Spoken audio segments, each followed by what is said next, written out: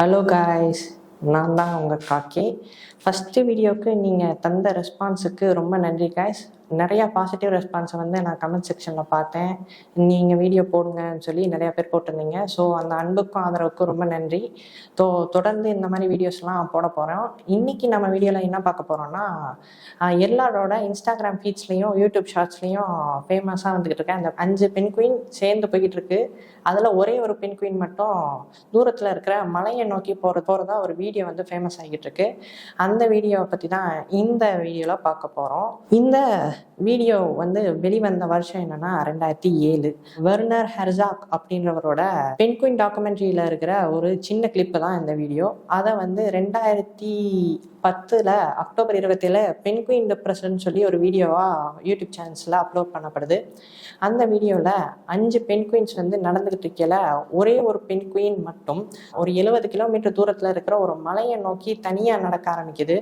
அதை பார்க்குற அந்த டைரக்டர் டீம் வந்து அந்த பெண் குயினுக்கு வந்து ஃபீட் பண்ணி இந்த சைடு கொண்டு வரலாம்னு சொல்லி கொண்டு வர பார்க்குறாங்க. ஆனால் அந்த பெண் குயின் வந்து திருப்பி அங்கிட்டு தான் போகுது. என்ன அப்படின்னு சொல்லி யோசிக்கல. அதுக்கு சம்மந்தமாக சயின்டிஃபிக் ரீசன் என்னவா சொல்கிறாங்கன்னா, நர்வ்ஸில் இருக்கிற சில மாற்றங்களால் அப்புறம் நேவிகேஷனில் இருக்கிற சில மாற்றங்களால் தான் அந்த மாதிரி போகும்னு சொல்கிறாங்க. யூஸ்வலி இந்த மாதிரி பெண் குயின்ஸ் பண்ணுறது வந்து யூஸ்வலாக தான் இருக்குது. ஆனால் அதை காரணத்தை வந்து இதுதான் காரணன்றதை சொல்ல முடியலை. ஸோ இதை வந்து ஒரு சைடு இருக்குது.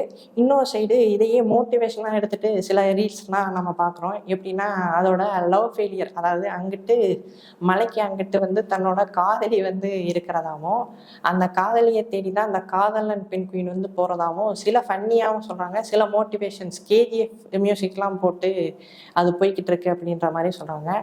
இந்த பெண் குயினோட பிஹேவியர் நம்ம எப்படி எடுத்துக்கலாம், அதாவது நான் எப்படி எடுத்துக்கிட்டேன்னா, எல்லாரும் ஒரு விஷயத்தை நோக்கி ஒரு கட்டாயத்தின் பேரில் ஓடிக்கிட்டு இருப்பாங்க. ஆனால் அந்த விஷயம் நம்மளுக்கு பிடிச்சிருக்காது.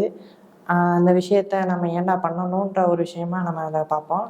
அப்படி இல்லாமல் எனக்கு டிஃப்ரெண்ட் தாட் இருக்குது, எனக்கு இது வரும்ன்ற ஒரு ஸ்ட்ராங்கான நம்பிக்கை இருந்து ஒரு பக்கம் போகணுன்னு பார்ப்போம். அப்போ இந்த உலகம் அதை கண்டிப்பாக எதிர்க்கும். திருப்பி புஷ் பண்ணி இங்கிட்டு தான் கொண்டு வரோம். அப்படியெல்லாம் இல்லாமல் அந்த விஷயம் நம்மளுக்கு கண்டிப்பாக ஸ்ட்ராங்காக வரும்னு தெரிஞ்சு அந்த விஷயத்தை நோக்கி அதுக்காக உழைப்பை போட்டோன்னு வச்சுக்கோங்களேன், அதுக்கான ரிசல்ட்டு கண்டிப்பாக சக்ஸஸாக தான் இருக்கும். அப்படியே தோல்வியாக இருந்தாலும் அதில் கண்டிப்பாக ஒரு பாடத்தை கற்றுருப்போம். அந்த பாடத்தை வச்சு அதை வச்சு இன்னொரு இடத்துக்கு கொண்டு போயிடலாம். ஸோ எப்படி பார்த்தாலும் நம்மளுக்கு சக்ஸஸ் தான். ஒரு விஷயத்தில் நீங்கள் ஸ்ட்ராங்காக நின்னீங்கன்னு வச்சுக்கோங்களேன், அதுக்கான ரிசல்ட் கண்டிப்பாக சக்ஸஸாக தான் இருக்கும்.